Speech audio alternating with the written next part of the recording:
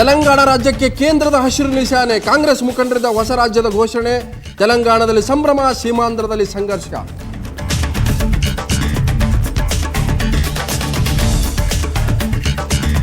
ಸಿದ್ದರಾಮಯ್ಯ ಎಚ್ಚರಿಕೆ ಕದನದಿಂದ ಕಾವೇರಿತು ವಿಧಾನಸಭೆ. ಸಿದ್ದುಗೆ ಸಿಎಂ ಸ್ಥಾನ ತಪ್ಪಿಸಿದ್ದು ನಾನೇ, ಸದನದಲ್ಲೇ ಬಾಯ್ಬಿಟ್ಟ ಕುಮಾರಸ್ವಾಮಿ.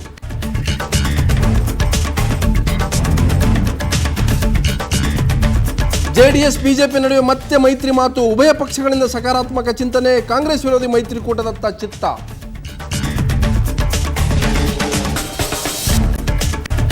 ಚೀಟ್ನಲ್ಲಿ ದಾವೂದ್, ಛೋಟಾ, ಶಕೀಲ್ ಹೆಸರು. 6,000 ಪುಟಗಳ ಆರೋಪ ಪಟ್ಟಿ ಸಲ್ಲಿಕೆ.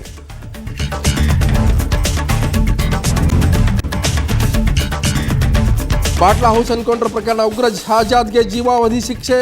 ದೆಹಲಿ ಸಾಕೇತ್ ಕೋರ್ಟ್ನಿಂದ ಶಿಕ್ಷೆ ಪ್ರಕಟ.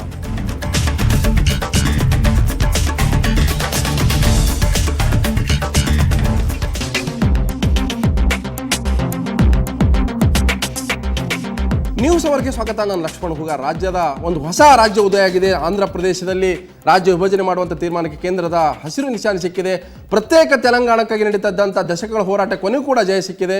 ಈ ಒಂದು ಪ್ರತ್ಯೇಕ ತೆಲಂಗಾಣದ ನಂತರ ಮತ್ತಷ್ಟು ರಾಜ್ಯಗಳು ಉದಯ ಆಗುತ್ತಾ ಅನ್ನುವಂಥ ಪ್ರಶ್ನೆ ಕೂಡ ಕಾಡ್ತಾ ಇದೆ. ಈಗಾಗಲೇ ವಿದರ್ಭ ರಾಜ್ಯ ರಚನೆಗೆ ಅಲ್ಲಿಯ ಸಂಸದರೊಬ್ಬರು ಪತ್ರ ಬರೆದಿದ್ದಾರೆ. ಸೊ ಪಕ್ಕದ ಆಂಧ್ರದಲ್ಲಿ ಇವತ್ತು ತೆಲಂಗಾಣ ಉದಯ ಆಗಿದೆ. ಬಹುತೇಕ ಈ ಒಂದು ರಾಜ್ಯ ಜೊತೆಗೆ ಮತ್ತಷ್ಟು ರಾಜ್ಯಗಳ ಬೇಡಿಕೆ ಕೂಡ ಮುಂದೆ ಬರುತ್ತೆ. ಹಾಗೆಯೇ ಇವತ್ತು ವಿಧಾನಸಭೆಯಲ್ಲಿ ಸಿಎಂ ಸಿದ್ದು ಮತ್ತು ಪ್ರತಿಪಕ್ಷ ನಾಯಕ ಎಚ್.ಡಿ. ಕುಮಾರಸ್ವಾಮಿ ಮಧ್ಯೆ ಒಂದು ರೀತಿ ಮಾತಿನ ಸಮರ ನಡೆದಿದೆ. ಈ ಮಧ್ಯೆ ಇನ್ನೊಂದು ಪ್ರಮುಖವಾದಂಥ ವಿಚಾರ, IPL ಏನು ಸ್ಪಾಟ್ ಫಿಕ್ಸಿಂಗ್ ಪ್ರಕರಣ ಇದೆ. ಅದ್ರ ಬಗ್ಗೆ 6,000 ಪುಟಗಳ ಒಂದು ಚಾರ್ಜ್ ಶೀಟ್ ಕೂಡ ಸಲ್ಲಿಕೆಯಾಗಿದೆ. ಇದರಲ್ಲಿ ದಾವೂದ್ ಇಬ್ರಾಹಿಂ ಮತ್ತು ಛೋಟಾ ಶಕೀಲ್ ಹೆಸರು ಕೂಡ ಪ್ರಸ್ತಾಪ ಆಗಿದೆ.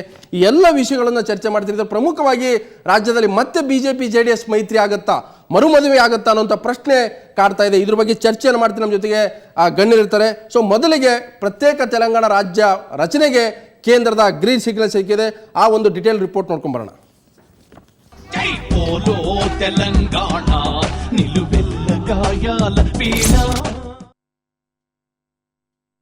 It is resolved to request the central government to take steps in accordance with the Constitution of India to form a separate state of Telangana, to establish simultaneously and within a definite time frame institute mechanism to address the concerns of the people of the regions of Andhra, Rayalaseema on matters relating to but not limited to the sharing of river waters, to declare that Hyderabad will be the common capital of both states for a period of 10 years after the formation of the state of Telangana, and to put in place legal and administrative measures to ensure that both state governments can function efficiently from the common capital during the said period of 10 years. 5 ದಶಕಗಳ ಹೋರಾಟಕ್ಕೆ ಕೊನೆಗೂ ಸಿಕ್ತು ಜಯ. ಪ್ರತ್ಯೇಕ ತೆಲಂಗಾಣ ರಾಜ್ಯ ರಚನೆಗೆ UPA ಸಮ್ಮತಿ. ಭಾರತದಲ್ಲಿ ಹೊಸದೊಂದು ರಾಜ್ಯದ ಉದಯಕ್ಕೀಗ ಕ್ಷಣಗಣನೆ ಆರಂಭವಾಗಿದೆ. ತೆಲಂಗಾಣ ಜನರ 6 ದಶಕಗಳ ರಕ್ತಸಿಕ್ತ ಹೋರಾಟಕ್ಕೆ ಜಯ ಸಿಕ್ಕಿದೆ. ಅಳೆದು ತೂಗಿ UPA ತೆಲಂಗಾಣ ರಾಜ್ಯ ರಚನೆಗೆ ಅಸ್ತು ಅಂದಿದೆ.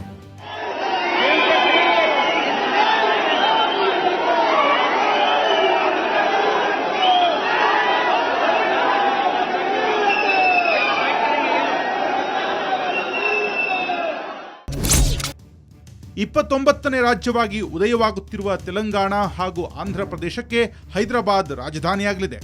10 ವರ್ಷಗಳು ಹೈದರಾಬಾದ್ 2 ರಾಜ್ಯಗಳಿಗೆ ರಾಜಧಾನಿಯಾಗಿ ಮುಂದುವರಿಯಲಿದೆ. ಕರಡು ಪ್ರತಿಯಲ್ಲಿ ಉಭಯ ರಾಜ್ಯಗಳ ಸಂಪನ್ಮೂಲ ಹಂಚಿಕೆ ಪ್ರಕಟವಾಗಲಿದೆ. ನದಿ ನೀರು, ವಿದ್ಯುತ್ ಹಂಚಿಕೆಗೆ ಪ್ರತ್ಯೇಕ ಸಮಿತಿ ರಚಿತವಾಗಲಿದೆ. ತೆಲಂಗಾಣ ಭಾಗಕ್ಕೆ 10 ಜಿಲ್ಲೆಗಳು ಸೇರಲಿದ್ದು, ಸೀಮಾಂಧ್ರ ಭಾಗಕ್ಕೆ ಉಳಿದ 13 ಜಿಲ್ಲೆಗಳು ಸೇರುತ್ತವೆ. 2 ರಾಜ್ಯಗಳಲ್ಲಿ ಹೊಸದಾಗಿ ಚುನಾವಣೆ ನಡೆಯುವುದಿಲ್ಲ. ಆಯಾ ಭಾಗದ ಶಾಸಕರು, ಸಂಸದರು ಅದೇ ಪ್ರಾಂತ್ಯದಲ್ಲಿ ಮುಂದುವರಿತಾರೆ. ಹೈದರಾಬಾದ್ನಿಂದ ಬರುವ ಆದಾಯ ಸಮನಾಗಿ ಹಂಚಿಕೆಯಾಗಲಿದೆ. ಮಿತ್ರ ಪಕ್ಷಗಳೊಂದಿಗೆ ತೆಲಂಗಾಣ ರಚನೆಯ ಬಗ್ಗೆ ಚರ್ಚಿಸಿರುವ ಕಾಂಗ್ರೆಸ್ ನಿರ್ಣಯಕ್ಕೆ ಬೆಂಬಲಿಸುವಂತೆ ಈಗಾಗಲೇ ಬಿಜೆಪಿಯ ನೆರವನ್ನು ಕೋರಿದೆ. ಸುಷ್ಮಾ ಸ್ವರಾಜ್ ಅವರಿಂದ ಶುಭಾಶಯದ ಸಂದೇಶದೊಂದಿಗೆ ಬೆಂಬಲದ ಭರವಸೆ ಸಿಕ್ಕಿದೆ. పల్లె కన్నీరు వెడుతుందో కనిపించని కుట్రలా నా తల్లి బన్నీరైపోతుందో కనిపించని కుట్రలా జై తెలంగాణ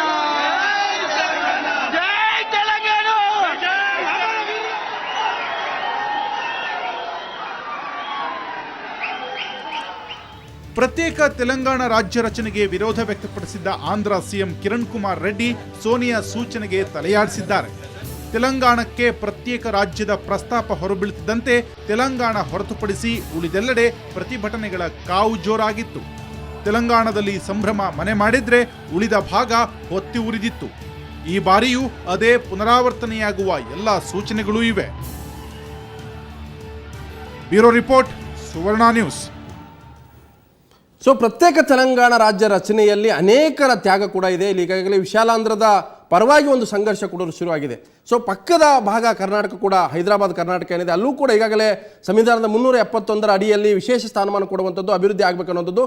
ಸೊ ಈಗಾಗಲೇ ಕರ್ನಾಟಕದಲ್ಲೂ ಕೂಡ ಹಿಂದೆ ವೈಜನಾಥ್ ಪಾಟೀಲ್ ನೇತೃತ್ವದಲ್ಲಿ ಒಂದು ಕಲ್ಯಾಣ ಕರ್ನಾಟಕದ ಒಂದು ನಕಾಶೆಯನ್ನು ಕೂಡ ಆ ಒಂದು ಏನಂತಂದರೆ ಬಿಡುಗಡೆಯನ್ನು ಕೂಡ ಮಾಡಿದ್ರು. ಎಲ್ಲೋ ಒಂದು ಕಡೆ ಇದಕ್ಕೆ ಕೇಂದ್ರ ಸರ್ಕಾರ ವಿಶೇಷ ಸ್ಥಾನಮಾನದ ಭರವಸೆ ಕೊಟ್ಟಿದೆ. ಆದರೆ ಅಭಿವೃದ್ಧಿ ಕೂಡ ಆಗದೆ ಹೋದರೆ ಮತ್ತೆ ಇಂಥ ಒಂದು ಬೇಡಿಕೆ ಕರ್ನಾಟಕದಲ್ಲಿಗೂ ಬರುತ್ತೆ. ಅದಕ್ಕೆ ಮೊದಲು ಕೇಂದ್ರ ಮತ್ತು ರಾಜ್ಯ ಸರ್ಕಾರ ಕೂಡ ಎಚ್ಚೆತ್ತುಕೊಳ್ಬೇಕಾಗುತ್ತೆ. ಸೊ ಈ ಒಂದು ವಿಚಾರವನ್ನು ನೋಡೋದೇ ಆದರೆ ಬಹುತೇಕ ಕರ್ನಾಟಕದಲ್ಲಿ ಕೂಡ ಪ್ರಾದೇಶಿಕ ಅಸಮಾನತೆಯ ಕೂಗು ಮತ್ತು ನೋವು ಇದ್ದೇ ಇದೆ. ಸೊ ಈ ವಿಷಯವನ್ನು ನೋಡ್ತಾ ಇದ್ದರೆ ಬಹುತೇಕ ಮುಂದಿನ ದಿನಗಳಲ್ಲಿ ಈ ಅಸಮಾನತೆ ಹೋಗಲಾಡಬೇಕಾಗುತ್ತೆ. ಸೊ ಮುಂದಿನ ಸುದ್ದಿ ಹೋಗೋಣ. IPL ಸ್ಪಾಟ್ ಫಿಕ್ಸಿಂಗ್ ಈಗಾಗಲೇ ಇದು ಒಂದು ದೊಡ್ಡ ಚರ್ಚೆ ಆಗಿರತಕ್ಕಂಥದ್ದು ರಾಷ್ಟ್ರ ಮತ್ತು ಅಂತಾರಾಷ್ಟ್ರೀಯ ಮಟ್ಟದಲ್ಲೂ ಕೂಡ. ಅಂತಿಮವಾಗಿ ಈ IPL ಸ್ಪಾಟ್ ಫಿಕ್ಸಿಂಗ್ನಲ್ಲಿ CBI ಚಾರ್ಜ್ ಶೀಟ್ ಸಲ್ಲಿಸಿದೆ. ಇದರಲ್ಲಿ ಯಾರಿದ್ದಾರೆ ಅನ್ನುವಂಥದ್ದು ಭೂಗತ ದೊರೆಗಳಾದಂಥ ದಾವೂದ್ ಇಬ್ರಾಹಿಂ ಮತ್ತು ಛೋಟಾ ಶಕೀಲ್ ಹೆಸರು ಕೂಡ ಸೇರಿಕೊಂಡಿದೆ. ಕ್ರೀಡೆ ಮತ್ತು ಮಾಫಿಯಾ ಅನ್ನುವಂಥದ್ದು ಒಂದಕ್ಕೊಂದು ಇಂಟರ್ಲಿಂಕ್ ಆಗಿದೆ. ಅದರ ಬಗ್ಗೆನೂ ಕೂಡ ಇವತ್ತು ಚಾರ್ಜ್ ಶೀಟ್ ಬಂದಿದೆ. ಸೊ ಅದರ ಒಂದು ಡಿಟೇಲ್ ರಿಪೋರ್ಟ್ ನೋಡ್ಕೊಂಬರೋಣ.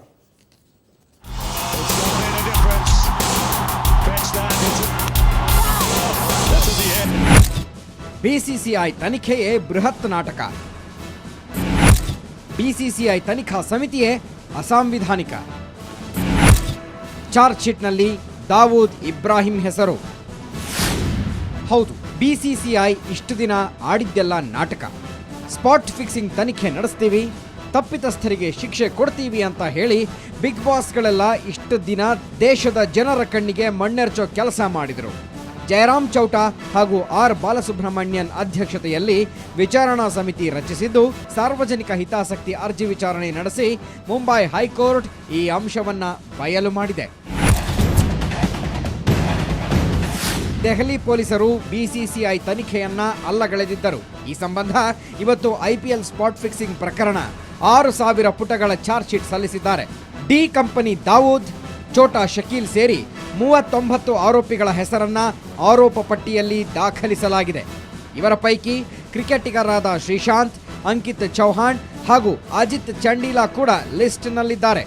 ಹಾಗಾಗಿ ಇವರೆಲ್ಲರಿಗೂ ಈಗ ಸಂಕಷ್ಟ ಎದುರಾಗಿದೆ. ಅಲ್ಲದೆ ಈ ಚಾರ್ಜ್ ಶೀಟ್ನಲ್ಲಿ BCCI ನಿರ್ಲಕ್ಷ್ಯದ ಬಗ್ಗೆಯೂ ಉಲ್ಲೇಖಿಸಲಾಗಿದೆ. ಒಟ್ಟಿನಲ್ಲಿ ಕಳೆದ 60 ದಿನಗಳು ನಡೆದ ಈ ಬೃಹತ್ ನಾಟಕಕ್ಕೆ ಇವತ್ತು ಮತ್ತೊಂದು ಟ್ವಿಸ್ಟ್ ಸಿಕ್ಕಿದೆ. BCCI ಸದ್ಯ ಕೋರ್ಟ್ ಕೆಂಗಣ್ಣಿಗೆ ಗುರಿಯಾಗಿದೆ. ಮುಂದೆ ಏನಾಗುತ್ತೋ ಅನ್ನೋದೀಗ ಕುತೂಹಲ ಕೆರಳಿಸಿದೆ. ಮುಕುಂದ್, ಸ್ಪೋರ್ಟ್ಸ್ ಬ್ಯೂರೋ, ಸುವರ್ಣ ನ್ಯೂಸ್.